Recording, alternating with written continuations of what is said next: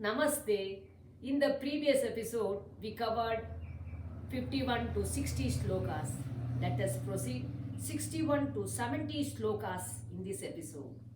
Shri Gurubhyo Namaha Hari Om Panchapretasana Panchabrahmaswarupini Chinmayi Paramananda Vijnana Ghanarupini ध्यानध्यातृध्येय रूप धर्मा धर्म विवर्जित विश्वरूप जागरणी स्वपन्ति तैजसात्मिक सुप्ता प्राज्ञात्मिका तुर्य सर्वावस्था विवर्जित सृष्टिकर्त्री ब्रह्मरूप गोप्त्री गोविन्दरूपिणी संहारिणी रुद्ररूप तिरोधानकरीश्वरी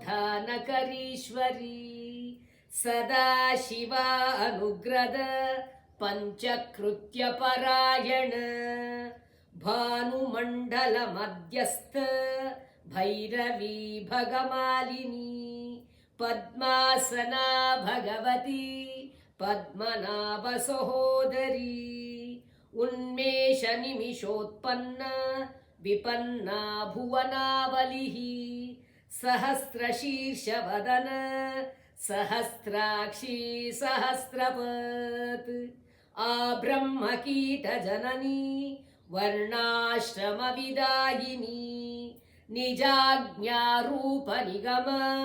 पुण्या पुण्यफलप्रद श्रुति सीमंत सिंधूरी कृतपादाब्जधूलिक सकलागम संदोह शुक्ति संपुट मौक्तिक पुरुषार्थ प्रधा पूर्ण भोगिनी भुवनेश्वरी अंबिका नादि निधन हरि ब्रह्मेन्द्र सेवित नारायणी नादरूप नामरूप विवर्जित ह्रींकारी ह्रीमती रुद्य येयोपादेयवर्जित हरि ओम।